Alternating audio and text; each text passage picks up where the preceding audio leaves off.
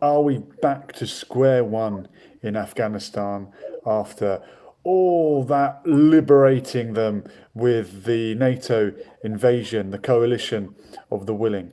Are we all back to square one?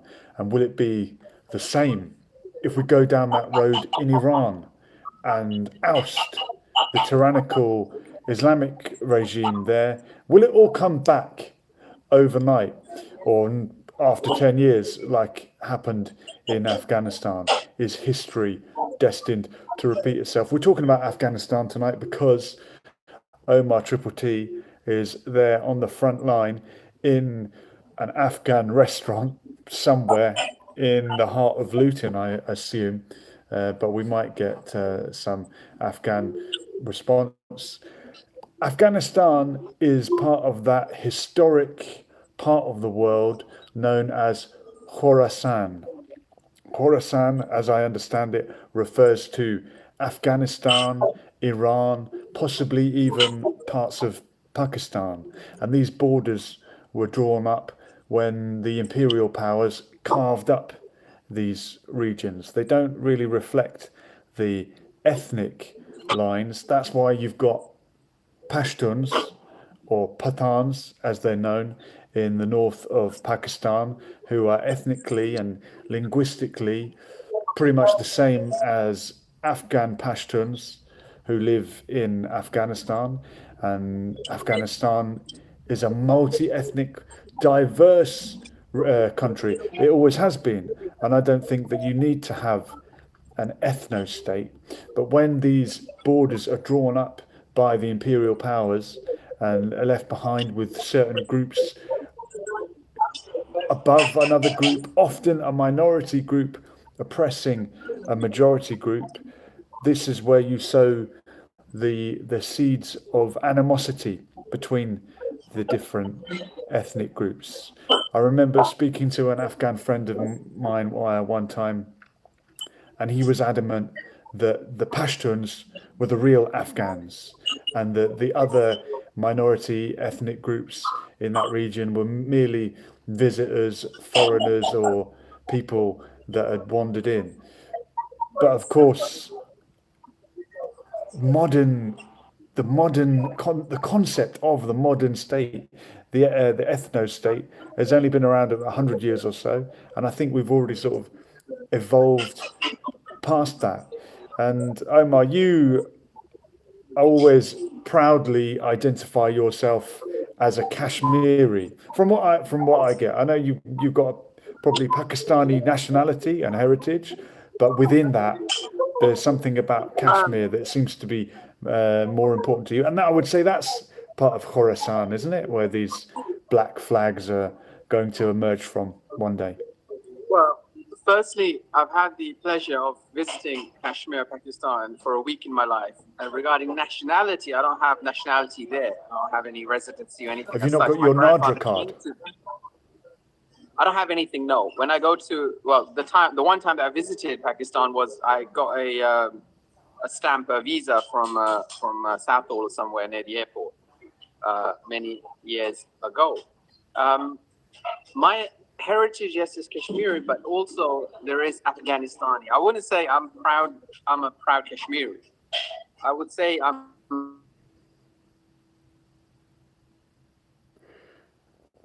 We might have some issues with the internet when tonight. people say they're British. Can you hear me, sir? Go on, Omar. We got you. Go on. Carry on. Okay. So I wouldn't say I'm a proud Kashmiri. I wouldn't even say I'm a proud Brit. And I find it um, something that would that takes me aback slightly when I hear someone who looks like me regarding the skin color and says they're Brit. We are British Asians. We are proud to be British Asians. And uh, for us to just say, can you hear me? So one Yeah, second. got you. Am I Got you. here? You're good. Oh, okay. Okay. So, we hear, who do we have? Zia Yusuf on that side. We have Sajid Javed, and they'll say, yeah, we're British. I'm thinking, yes, in a way you are. You're British by birth, but you should say you are British Asian. I don't see why people can't say that. Regarding Afghanistan, you linked it with Iran and Pakistan. I wouldn't say that. I think the opposite is happening. Pakistan, from what I understand, and Iran to that extent, they have a structure of going to school. They allowing the girls to go to school, which is their right, by the way. That's their inalienable right to go to school. Now, the people that you mentioned, the Taliban currently, who don't allow young girls to go to school and so on, these people we are in bed with. Our government here in this country is in bed with the Taliban government. So we can't even say to them, look, we are allies in a way. We don't want you to do this. And it's very disturbing that young girls are being restricted due to what? You explain. Well, the Afghan's education minister, has announced that women are permanently banned from school. That was always the way. The Western people that overthrew the Taliban did so because they tell us, partly because they wanted women and girls to receive education, even though prior to the Taliban, before the Taliban was installed, there were plenty of women and girls in education. And I'm just wondering if we've gone full circle. And Pakistan has been shone in quite a good light recently, hosting the talks to try and broker this ceasefire. And Afghanistan hasn't really done anything positive to stand up for Iran while Iran's being under attack. I know some people are very glad that Iran is under attack, and we could talk about the regime another day. But Pakistan seems to be doing more to facilitate peace. MD Umar Khan on Twitter has said, while Pakistan is busy stopping the war, the Taliban have fired a mortar shell from Afghanistan, taking the lives of multiple people in Pakistan. So there seems to be this tension between Pakistan and Afghanistan, even though the Taliban are back in power in Afghanistan. So it's not a pro-Western government, and even though Well, I have to disagree with you a little bit Okay. there, if I may. That I think that we're in line with the Taliban. We don't have any issue with the Taliban lately, last couple of years. Are you talking about since, the UK government? Yeah, I believe that But we if are we're together America's now. greatest ally, they turfed America out of there when Joe Biden was at the helm. And you remember the crazy scenes of people trying to cling onto that airplane at the airport. Absolutely, yeah. It looked like the Yeah, last helicopter out of Saigon. yeah. It's very interesting. I remember those scenes perfectly well, vividly, in fact. But what happened there is very interesting because Trump didn't negate or renege on anything Biden stated with the Taliban. The deals that they made are still ratified. I thought that would have been the first country would have probably gone for. So there is a good understanding between our government here and the government of the Taliban. Now, you mentioned that Pakistan is doing a great thing, and it's something to be saluted. And our Prime Minister here has honored them today in the House of Westminster. But at the same time, I'm thinking, aren't they involved in a current war? Is it not an open war with Afghanistan? Not that I want that to happen, but they've got that. We are struggling with the internet, but Omar's absolutely right. And have Look, peace talks between Pakistan and Afghanistan. well, look, often these countries will be doing something positive and also something negative, and people forget that Iran, the Islamic Republic, were quite open to the idea of their neighbours, the Taliban, being ousted, and I believe they did facilitate some of the attacks on Afghanistan from that side of the world. Essential Tenacity is saying, have you heard of their dance boys? We know about Bacha Bazi, a very Yeah. strange practice. Did the Taliban outlaw it? I know in that famous film, which is also a book, The Kite Runner, the Yeah. Taliban are portrayed as being partial to a bit of Bacha Bazi, but certainly it's a very strange cultural practice, and not only have we heard of it, we disapprove of it.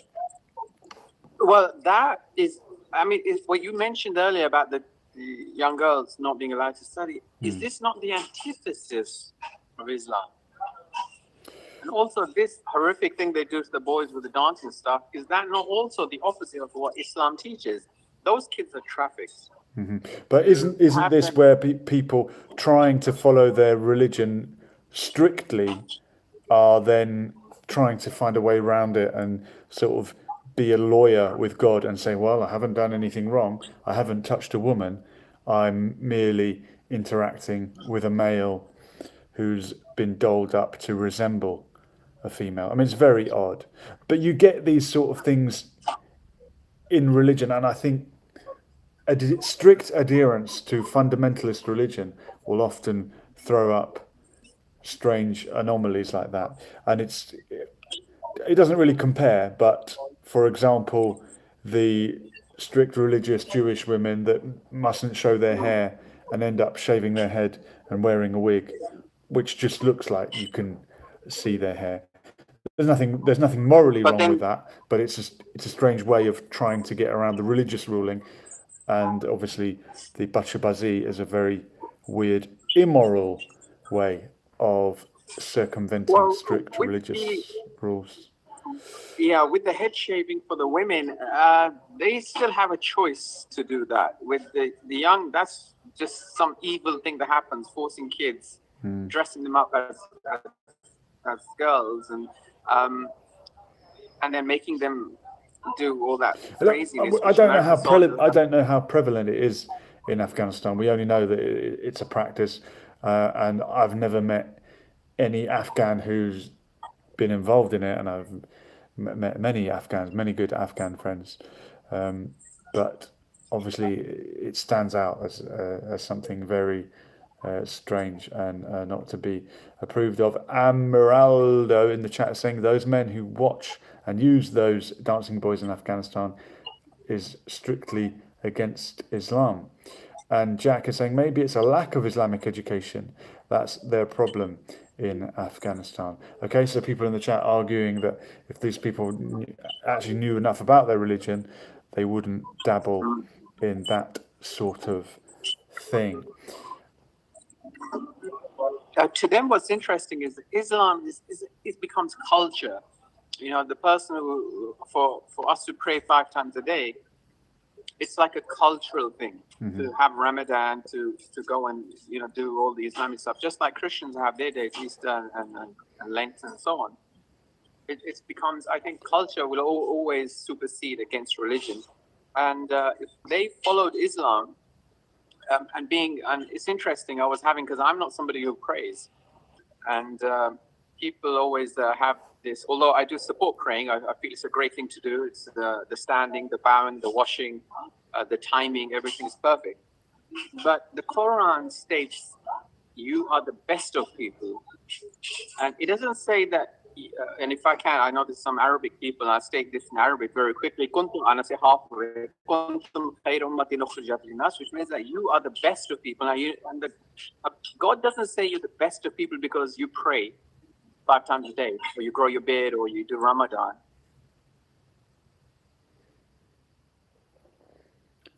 And God has just in that moment silent. And you enjoy. Go on, Omar. Sorry, I thought God was about to silence you. Carry on. Yeah, that's also, even if I was silent, I wouldn't actually accept that as a thing, because another thing I believe that God's, if there is a God, he's not linked with me sitting here having a kebab, in the middle of Luton Town Centre or wherever I am, And so lots of people believe it. So we have this kind of superstition thing, and that's fine too. But my point, going back to my point, is that being upright is everything. Islam takes the backseat, or is that even Islam? If you know what, am I making any sense? I'm not sure if I am, but my point is simply this: standing up against injustice and forbidding evil, that is Islam right there. The praying and everything else is kind of like a bonus thing if you want to do. What say you? Well, I've heard a hadith that says if you neglect the prayer, you are no longer within the fold of Islam.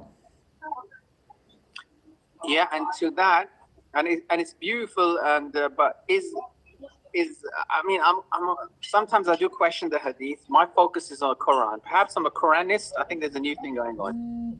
The hadith, anyone could have chopped and changed it accordingly. Okay. We have to agree that that's not divine. That's not from God. Are you Or is it? onto Quran alone Islam? No, I never even thought about it until now. Actually, to be honest, it came to me like. Wa alaikum salam. Look, Omar, we've got the Turk who wants to have a word with you. He's probably going to Okay, please, strongly yeah, please, disagree yeah, with no. you. I'm hoping that you'll hear him and he'll hear you. Conversation. I just want to say I love these daily lives from you, Julian. This is great. Appreciate it, Turk. Thank you so much. I love calling in. This is fantastic. Man, this is what we're about. And we missed it last night. I'm sorry about that. Oh, I didn't But see. we took a night off. But we're back. Yeah, I'm trying to go live every night if we can. We love to interact with the people, and you're one of the best. Oh, thank you. All right, brother. And Omar Triple T is sending his best regards to you. Yes. Well, what is today's topic? Well, we're touching upon Afghanistan because in Afghanistan they have banned girls from school.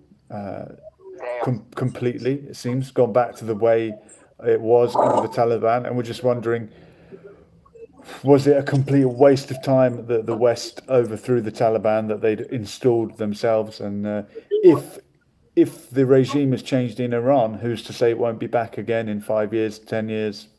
We don't know. I agree.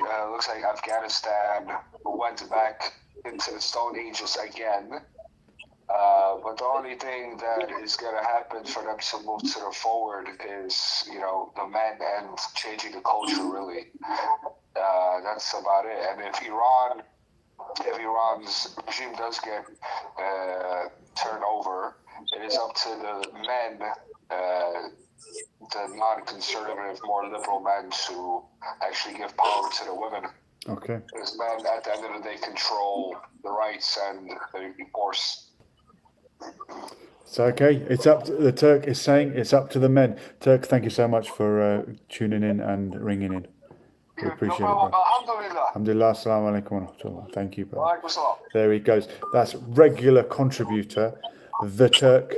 Turkey, of course, a Muslim country, but very secular, and but Erdogan's kind of Muslim Brotherhood type guy. What's he doing for justice in the world? We've got quite a few comments in the chat. 1 Minute Crime is saying, I actually dislike people who try to water down the religions. The people who do the worst things are godless. I hate when people try to beep on Islam, Christians, Jews. Okay. And the head of the table is saying, why is the book of Enoch illegal? That's one of the books from the Bible that we don't always hear about. Maraldo is saying, sorry, brother, those who leave their prayers become outside the fold of Islam. It is a consensus of all scholars that those Muslims who leave their prayer are considered non-believers. Well, Omar's not saying that prayer is not part of the religion. He's just saying, well, I don't want to put words in your mouth, Omar, but for you, it's a struggle, is it? No, for me, I believe it's more important. If there is a God, He wants me to help people. I've had a shocking experience in Morocco when I was walking past a mosque, and it was the prayer time, and people were going in to do their prayers, and there were beggars outside. Mm-hmm. And then those people did their.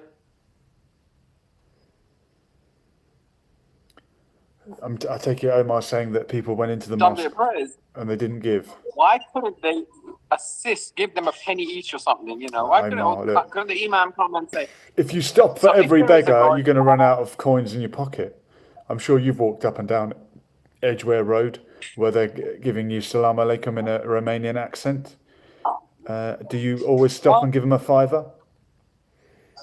Well, at the very least, I attempt to communicate with them, and I do ask them what this. We don't have this, so it's very, because me not being from London, you probably see homeless here in Luton. We don't have any homeless people, so it's very difficult for me to kind of understand this. But in Morocco, I remember being absolutely shocked, seeing people outside a mosque and not being assisted.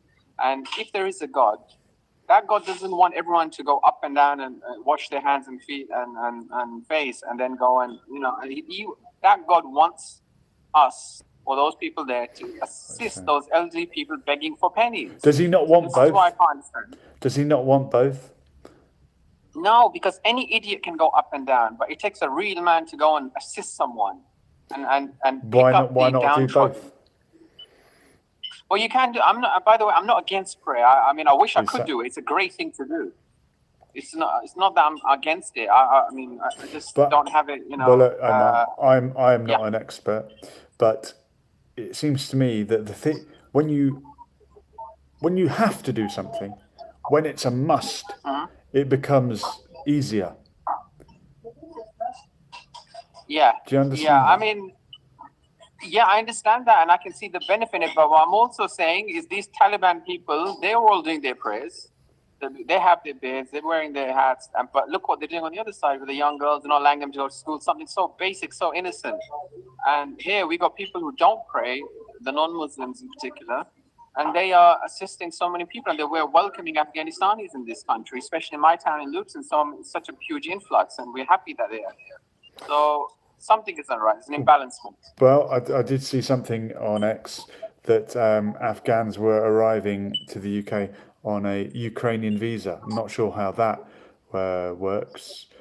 In the chat, we've got Credential saying, according to Christianity, Isaac married Rebecca when she was 4 years old. He was 40. Let that sink in. Well, it may suggest that in the book. I'm not sure I've ever read that. You don't get Christians defending that point. You don't get Christians bringing it up and saying, yes, that's true, and we believe it, and that's okay. Don't know. We don't want to talk too much about that. We came on to bring up the topic of Afghanistan. I just wonder, Omar, and I always consider this point when we're talking about, like you described yourself earlier on as a British Asian. And I know within that you're Kashmiri / Pakistani. In the UK, being Afghan. Yeah, it's like with part Afghan heritage as well. But okay, so you're part Afghan. Which part of Afghanistan? Yeah. Which part? I Pashtun? was gonna say my mother's side, But your mother has a family from which part of Afghanistan? Yes, Kabul. Kabul, and would that be Pashtun people there? Yeah. See, in the UK, being Afghan or being Pakistani, being Indian, that's an ethnicity.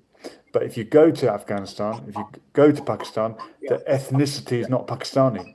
That's the nationality. The ethnicity is whether you're Punjabi, Kashmiri, Pashtun, and that, as I say, ethnicity could span across the border. Do you think that's a problem? Is there any hint of wanting a united Pashtun nation, like an ethno state? I know there's so many messages going on here, and I'm reading all of them, and I'm sure Julian is too. I'm keeping one eye on it. You're freezing on my side, but I hope you can hear me. Regarding classes, this is what it is. It's classes. Now they've got the Pashtuns and the so on and so on in Afghanistan and other countries. In England, we don't have that. I'm so happy that we don't, but it's something else that we don't have. And I personally believe that we don't have racism here. We don't have tribalism, but we do have classism. Now, if you are in the middle class and upper class and super upper class and super upper middle class, you can relate to another person, and you have manners and integrity and decency. And then if you go to unfortunately, the working class areas, you see a different side of people, but other working class people will get on perfectly well with other working class people, and the middle class with the middle class. And so we do have a So classism why didn't you get on with Tommy Robinson when you were at school? to do with money. If King Charles was seated outside Luton Town Centre, homeless, penniless, sitting there begging for pennies, he would still be upper class. He would still, or actually in his case, super upper class. It's not about money. It's about integrity. It's about class. It's about being privileged. It's all in the mind. It's about thinking. So we have that class system here. In this country, granted, but we don't have the tribalism and all that. And even with classism, we don't attack each other. We don't look down on each other. We are whatever class we are. And they say that in England, just by hearing somebody speak for a minute or two, you immediately know what class he would be. Well, in the subcontinent, they didn't have the class system. They had the caste system, which I think Islam did away with to an extent, did it not? Yeah. But then, is there a new class system? And if you're non-Muslim, are you the same class as a Muslim if you live in Afghanistan? Well, what we've done, going back to what I attempted to state, probably not with much clarification, but in England, the class, look, we've gone beyond tribalism and racism. No one is going to hate me because of the way I look. They're going to hate me because of my class. If I'm working class, and the upper class are going to be understanding that I'm underprivileged. I'm impatient, and I have all these issues. But it's a great thing. The country here that you missed out is India. India has a huge problem of a caste system, which can also be caste system. Islam did expiate that. That's the right word. And lots of Indians became Muslims, and that's great for them. Good luck. Did people become Muslim to escape the caste system? Some of the lower class, is it Dalit, I believe, they're so-called untouchables? Yeah, and yes, many must have, and it's understandable because till this day, those people, the untouchables, are referred to, and they've got the worst jobs. They're in the gutters doing all sorts and barely paid anything. So I don't blame them, but I think equally the Dalits and the Muslims are seen on the same kind of level, but the Muslims have those famous film actors, Shah Rukh Khan and so on. So I guess, they are seen as great and honorable in some ways, but there is that sort of link, association, connotation with being a Muslim, I guess, in that class system. What do you say? Well, Muslims used to be the ruling class. The Mughals did rule India. So if you're of a Muslim background in India, you might be of an imperial background. And of course, thousands of people were uprooted and forcibly transferred in the population exchange. It was finalized at midnight on the 15th of August 1947 when the partition of India happened. And I think that was a tragedy, that no one should be uprooted from their home. I believe that one was a tragedy. Yeah. I believe the Greek-Turkish population exchange was a tragedy. I believe that the Palestinian Nakba is a continuing unfolding tragedy, and we shouldn't uproot people based on their ethnicity or their religion. I agree, but I'm sure Turks listening. I think with the Greek situation, that might be slightly different because they say that the Greeks, but mind you, they're saying about the Armenian situation as well, that they were oppressed. The Greeks were, the Cypriots were treating the Turks in such a horrific manner that they were forced to intervene and help them and so on. I don't know how You're much talking about the that is 1970s in Cyprus. I'm talking about before that. The Greek population exchange, I think, happened in 1918 or 1919, just over 100 years ago, when Greek-speaking people from Anatolia, or so-called Turkey, were ousted, and Muslim people, whether they spoke Greek or spoke Turkish, were ousted from Greece and told to go and live in Turkey. This was seen as the answer to the problem. Why not just let people live and you can be a Greek Muslim, you can be a Turkish Christian. You don't have to uproot people. I would have thought you could live in any part of the Punjab and be a Hindu or a Sikh or a Muslim, and it wouldn't matter. But these imperial powers, these nationalist movements, didn't want that. They Yeah. wanted an ethno state. And similarly, in India, I find it shocking that and that would have been everything. India would have been Bangladesh and Yeah. Pakistan and Sri Lanka and all these countries.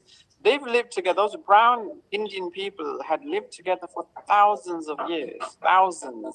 Always there, eating curries and looking brown and wearing lovely turbans and shalwar kameez and walking around in the sun, and everyone's happy. And living next door to their non-Muslim neighbors, and for some reason, It didn't work. A question I want to bring up, Omar.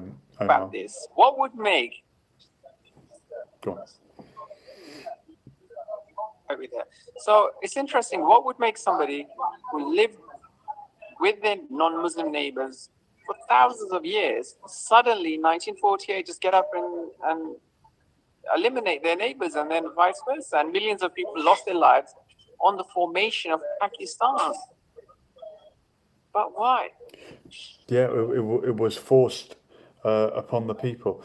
I want to go back to Afghanistan for a moment and ask you, have you ever come across the theory? And you said you got family ancestors in Kabul, right? Yeah, but both my grandparents were here, so thank you. It's a long time ago. So yeah, I don't really know anyone there. Okay, but you may have at least one Pashtun ancestor, right?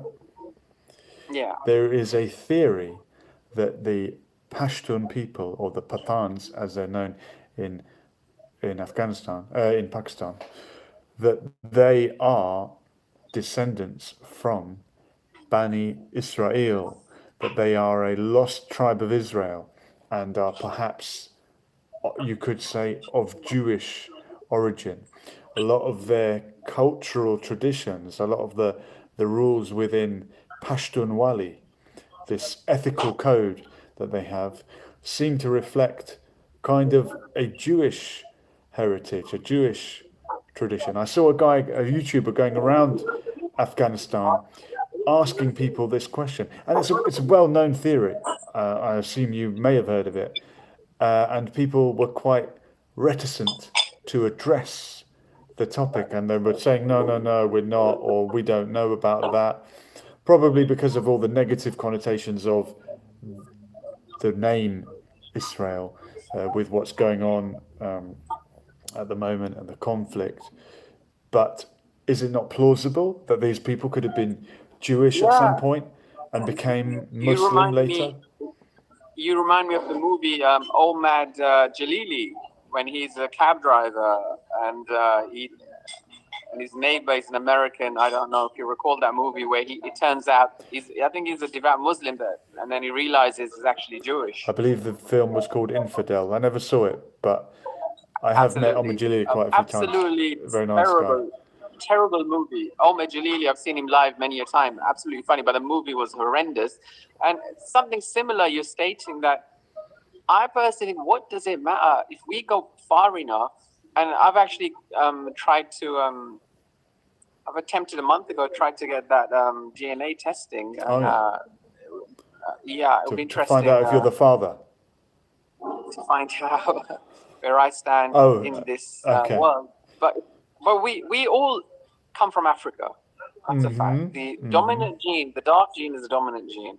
And, we all end up there. But maybe the people who dislike the people that you mentioned, maybe they are offended. And I think that it's the working classes. The working classes would have that. I think the middle classes, they wouldn't be bothered about it whatsoever. They would understand that we all come from somewhere. And your religion doesn't define you. Your character defines you. As Imran Khan said when he was asked about beauty, he stated that when you see a woman, due to Hollywood, you look at her and you want to see beautiful long hair and brightness and so on. But in reality, the only thing that we have, the true beauty, is your personality. And it doesn't really matter what your religion is or even how you look or what your class is. It's about being great inside, just like many of your listeners are. It's your personality that counts. Well said, Omar. I appreciate that very much, brother. And some people in the chat are questioning the out of Africa theory. Do you believe that we all came from Africa? I do, because if you can see, look at Nigel Benn, look at For example? Eubank. They are both example. Their mothers are white as snow, and those kids are black, completely black. No, And are you see talking all the about time, the Chris dark gene is the Jr.? dominant gene. What has this got to do with what has Nigel Benn and Chris Eubank got to do with the out of Africa theory, other than they're Well, black? I've been watching Dr. Umar Johnson. I don't know if you're aware of who he is. I've seen him. But American. Yeah. Go on. Yeah, he says that a lot of people have the snow bunny effect. A lot of black people have the snow bunny effect. And what's that? And what he means is the black people, they want to get the most, according to him anyway, that they want to get the biggest prize that the white master had, and that was his woman. And this is why black people go for white women. But I'm referring to the gene. Now, if we always have dark babies, it's just basic common sense that the further back But what we go, has this got to do with the out of Africa theory? Well, some Giza would have been dark. Yeah. And darkness comes from Africa. So ultimately, we all come on that basis alone. We have to come from Africa. I'm not sure why they're doubting that, but a lot of people even say the world is not as it is. Well, someone said it doesn't reflect modern research. I know there has been a bit of a backlash to the out of Africa theory. Do you remember the Kev Baker show? I used to phone up Kev Baker quite regularly, and sadly he's passed away. But he used to talk a lot about these esoteric subjects, from aliens to other conspiracy theories. And I went on one night and we did speak about the out of Africa theory. But he then had another speaker who came on who suggested it was not Africa, but Australia. And that life and the cradle of civilization actually began in Australia. Which if that's the case, well, then we all go back to Australia. But if we accept the out of Africa theory, which a lot of people did for a long time, and it seems to make sense to me, then just as the Zionist argument is, well, my ancestors were in the Holy Land, I have the right to go back there. Couldn't we all say, oh, well, my ancestors were in Africa, I have the right to go back there?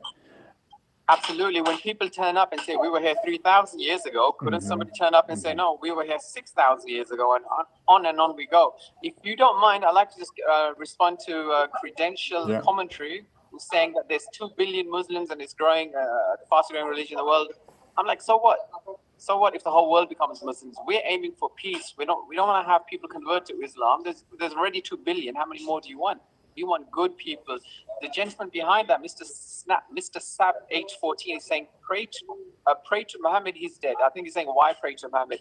Just to clarify, nobody prays to the Prophet Muhammad. We honor Prophet Muhammad, we love Prophet Muhammad, but we pray to the one God. And his name is God, and we call him Allah. In Arabic, simply means God. And that's prayer 5 times a day, Omar. Don't you try to dilute the religion people accuse you of. Well, no, I'm happy to discuss this with Muslims sometime. But as I say, I still I want to do that. I'm happy to do that. I wish I could. Make the intention. But that doesn't mean God make it easy for you. Make the praying. intention, and I think you'll do it. Make it your niyat. By me not standing and bowing and sitting and washing, which is something I wish I could do. I think it's a great thing, waking up at 5 a.m. and whatever time the prayers are, and it's a great thing, start your day early. I just see that doesn't change the fact that I'm thinking of God every minute of every day, and I'm doing my best to assist people and help people in Morocco and beyond. Somebody spoke about, some Muslim person on your chat spoke disparagingly towards the church. I think the church is fantastic. The help when the Muslims from Nigeria and all these countries escaping Boko Haram, they come over trying to get through Tetuan and Tangier, trying to get to Ceuta and Spain, and they have no money and no food and no shelter. It's not the mosques that are saying come in. Those are Christians that are welcoming the Muslims, the black Muslims. And so Wow. the church is a great thing, a great place. And if I had any issue in Morocco, I wouldn't go to the mosque, because the mosque can't even help those people begging for pennies outside. I would go to the church and say, can you assist me? Like the Prophet Muhammad asked the Ansar, he sent his people over to Ethiopia, and said, these Christians are Najashi. great people, they will help you. They are just. And similarly today, I say the same. Many Christians are just and great people. Okay, well, did you see the undercover video where a woman phoned up various churches and said, I'm very poor, I need help to get baby formula, milk for my child? No church said anything, didn't help. Phoned up the mosque, boom, straight away. First masjid she contacted, come and meet us, we will help you. Yeah. Put that in your And- pipe and smoke it, Omar. No, I'm not. I wasn't speaking about the churches in this side, in America. I have been to okay. New York City and Washington D.C. I haven't been. I'm talking about the mosques the churches in the east. Oh, yeah. And that's great that the mosque did that. But did the man do that because he's Muslim, or did he do that because he's Asian?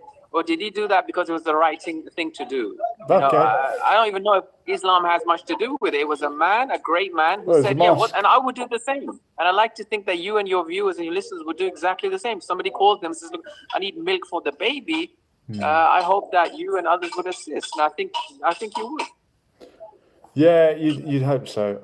Sadly, I think I used to be a lot more generous, but as you get older and you get more responsibility, and you almost don't have time to stop for every person that needs help. In the Prophet chat, Muhammad yeah. said, sorry to interrupt, Go on. Prophet Muhammad said, even a smile is charity. So if you can't do anything, you can just brighten somebody's day by smiling at them. Very true. Yeah, even if you're not going to stop at the red light where there's someone trying to wash your And sorry, your windscreen. message was? Go on, Omar. No, sorry, your message. You were reading somebody's message. I rudely interrupted. Oh, no, that's all right. I think I've lost track of it. But Credential Commentary is saying the Quran describes the Torah and the Gospel as originally divine revelations, but accuses certain keepers of these scriptures of distortion, while some interpret it as a textual alteration. Yeah, I think we're well familiar with what the differences are in the different beliefs. But we should have respect for one and all. One more theory I wanted to run by you, as you dismissed. No, you believe in the out of Africa theory, don't you? I do, yeah. You're open to that. And you were... You know, there's something, and before we get to that, can I say something which is so annoying to me? I'm sorry, the person is Cable Dog NI4BX. Yeah.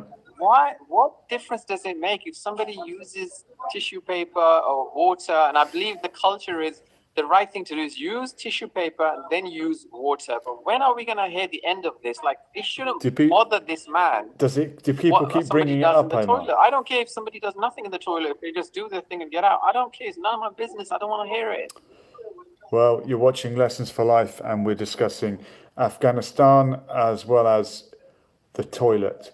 The final theory I wanted to run by you, we've accepted the out of Africa theory, and that we could all go back to Africa. You were open-minded about the possibility that Afghan people are originally Jewish. They might be a lost tribe of Israel.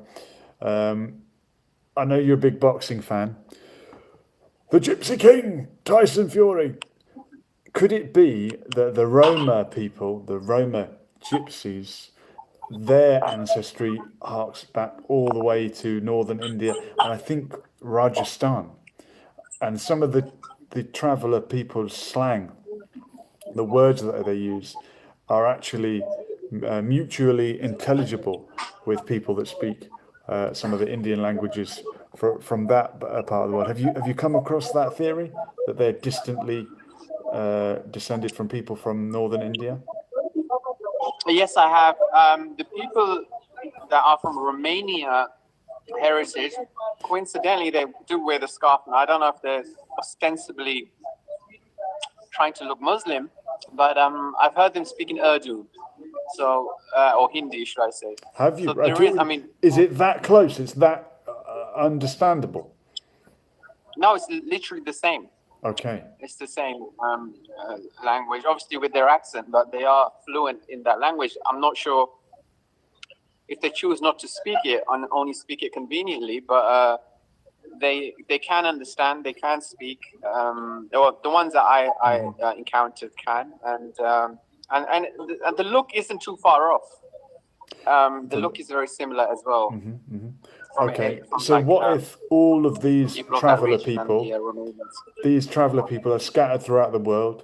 They don't have a state. They were persecuted very, very harshly during the Second World War. What if we promised them a small part of India and pushed out many of the Indian people living there, but they can go and live in other parts of India because India is a huge country. Why not? How do you think that would go down? Well, it wouldn't be fair on the people living there currently. So I think the better reasoning would be, look, let's find an area which is uninhabited, and they're welcome to live there. But you see, that's what a lot of people in 1948 did. And they said they welcomed many people, but it wasn't an inhabited area. I guess it depends on the intention of the people going there. But going back to that time in the 40s, those people not only gave them an uninhabited area, they welcomed them, the Palestinians, into their homes. They said, come in and live with us. And you know what happened there. So I wonder, would that happen in India or not? Well, we may never know. There were other parts of the world that were lined up for another possible state as well. Patagonia, Madagascar.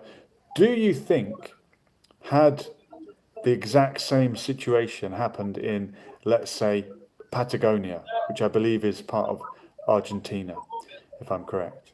Yeah.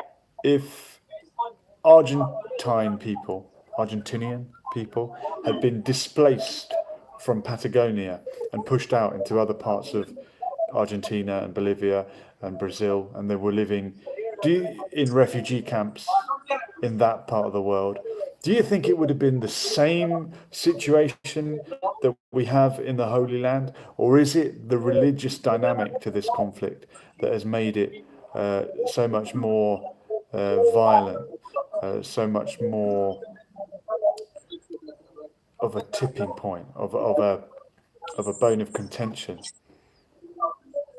So the religion has nothing to do with it. This is a land grab situation. Okay.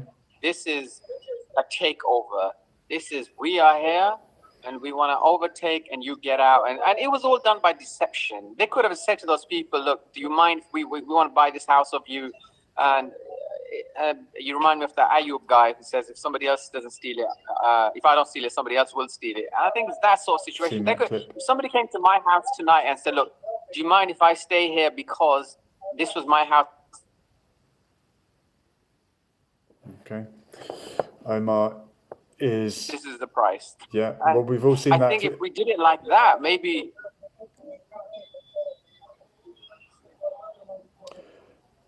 You also, I know you're familiar with some of the religious movements in America. I'm talking about the likes of the Nation of Islam. Is it part of Islam? Isn't it? Well, there's a debate to be had about that. Alongside the Nation of Islam, you had the Rastafari movement. I think both of these movements took a lot of teachings from Marcus Garvey, and there was a back to Africa push. Back to Africa, this absolutely. Idea of going back to Africa, and even in many of Bob Marley's lyrics, he refers to Zion, iron like a lion in Zion, and Babylon being mentioned as well. For the Rastafari, Zion refers to Africa and a longing to go back to Africa, Yeah. but not to displace the Africans that are living there, but to join them. They are our brothers. We want to be with our kind. Do you think if the Zionist movement had a different approach and wanted to go and live amongst and join to be with the Palestinians rather than live on top of them, could it have been a different affair? Could it have been a different result? Yeah, of course. We've got Randy Marsh, 9089, saying God temporarily froze his connection because he was talking nonsense. And I'm like, dude, if God is involved in what an idiot like me is saying here, and he's not concerned about those young 168 girls that were killed by you know who, and all this that's going on, then there's an imbalancement somewhere. Just stop thinking like that. That's up to you. You're free to think that. I would agree. I remember the Marcus Garvey movement back to Africa. I think it would have been Mike Max's book. So we're talking about 1920s, 30s, around that time. I never understood why black people didn't go back to Africa. I never understood that because they were treated so poorly, horrifically. When you read these books of that time, you're in shock. In particular, one of Malcolm X's bodyguards, his story is his mother was 15 years older than him, and he went to the army, and they lied. The white officers, they sent a letter saying to his mom that he had been killed, and his mother then took her own life, and then he returned, and he heard of his mother's passing, and when he returned, at first they wouldn't let him go. They didn't let him go for 2 months or whatever. And finally, when he got home, he realized it was just evilness, pure evilness in the 50s, 60s, 70s, and probably today. I never understood why Africans, today I'm happy to say that it's not the same, so they don't have to move. But back then, I don't understand why they didn't get out. Maybe it wasn't easy enough, but they are entitled to Africa. Black Africans, Black American Africans, or African Americans, or whatever they call it, they are entitled. They deserve a part of Africa somewhere. And someday, somewhere, somehow, I believe they will get it. Well, it was tried, Omar. The country Liberia was so named because liberated slaves were repatriated there. Liberated slaves from the Americas were sent back to Africa, and this country, Liberia, which the flag resembles the American flag, although it's got 1 star rather than 50, and that country was made for liberated slaves. And ironically, or maybe not surprisingly, those liberated slaves that were living there became some kind of upper class ruling elite, and they oppressed, from what I've heard, they lived a privileged life above the local African indigenous people that had never been enslaved, and kind of saw themselves as superior. Absolutely. And go on. That happens in every culture. And I think they say that some freed slaves started owning slaves, and I wonder at that time, was owning slaves like having servants? Was that the sort of thing? Or was it, I certainly believe 1500 years ago, from what we read in the Arabic history there, it was more like, you have to treat the slave with respect and honor and dignity. You have to eat the same food that he eats. And, so I don't know if that is real slavery. But then again, I'm not there. I wasn't there. I don't think I'd like someone to own me. Would you? Well, I wouldn't like somebody to own me. But if I'm in a culture where people are being owned and it's a normal thing to be owned, and that person, I would like that person, whoever that owner is, to treat me with respect and dignity, and sit with me and eat with me and be my friend. And is that really, am I really his commodity or his item that he owns? Or am I just his friend that on deeds it says that, yes, he's my owner? I work for free.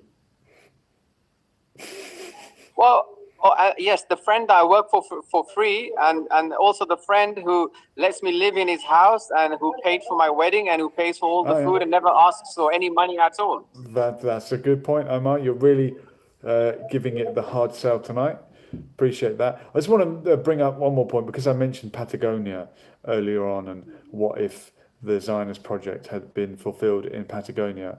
Well, of course, 99% of the people that live now in Patagonia are European settlers or the descendants of Europeans. I don't know if it's 99%, but we know that the society in South America, the local indigenous inhabitants were absolutely overrun by these European colonial settlers who became the ruling class, the upper class, and with them brought the enslaved black African people whose descendants also lived as, are they second class citizens or third class citizens? I don't know where you put them above or below the indigenous inhabitants in the social hierarchy, but certainly in South America, European people descended of the European imperial powers lived a privileged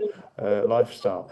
Yet those white European colonialists are considered Hispanic and non-white when they go to live in the even whiter Northern European colonized United States.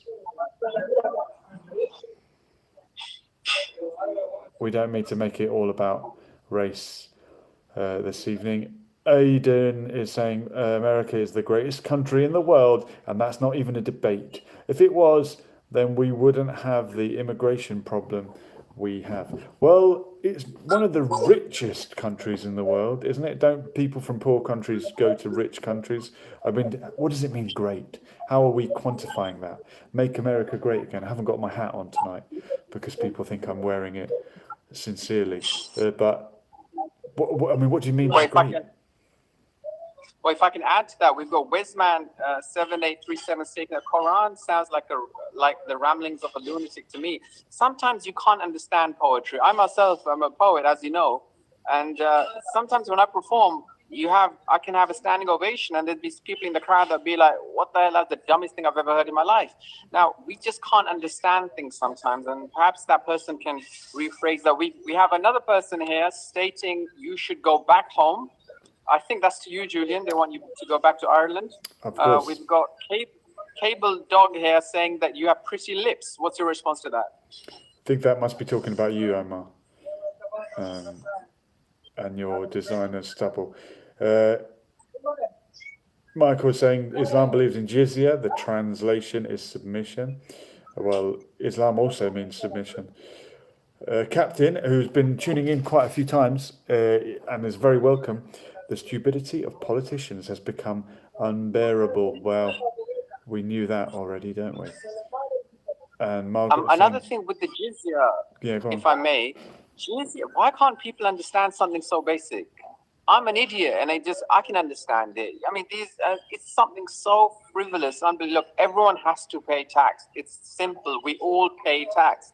Now, the jizya was a 1.5 tax rather than the 2.5% that all the Muslims paid. Now, the tax was reduced because they weren't going on doing all the the military exercises and so on. So everyone has to pay tax. What's the big deal? Well, some people don't like it, but I take your point. Everyone hates it, but we just have to pay, especially back then when we had invaders from all back then. corners. So are you saying it's not applicable now? And not particularly, because I mean our GDP here is in 4.4 trillion, so we're okay now. But back then, when the country really needed money and all the wealth that people could offer, I think it would be important to for your own safety to make that payment. But it just simply means a payment. It's tax. It was less. Muslims paid 2.5%, and the non-Muslims paid 1.5%. So come on, give me a break. So you're saying that it was the zakat, what the Muslims had to pay, was actually more in some circumstances. Al Hassan Bari has made the comment of the night. Both speakers are great. Thanks for sharing your thoughts. Absolute pleasure, Al Hassan Bari, and I hope we'll see you again soon, inshallah. Question from Adrian: are you white, and how do you classify someone as white in a Spanish or European? Well, we're all different shades of the same color, aren't we? we're all white in the sun, and we're all white. We're all dark at night. We're all black at night, aren't we? Absolutely. We're all the same colour when the lights go off. This has been Lessons for Life. A pleasure to have Triple T joining us live. We spoke about Afghanistan, and then we meandered around the whole religious history of the world. But we appreciate you joining. If you want to do it again, click the buttons and all of that, and we will see you. We were here, and we are gone. Latest. Thank you. And thank you for watching over on Sarah Dardasha. Really appreciate it.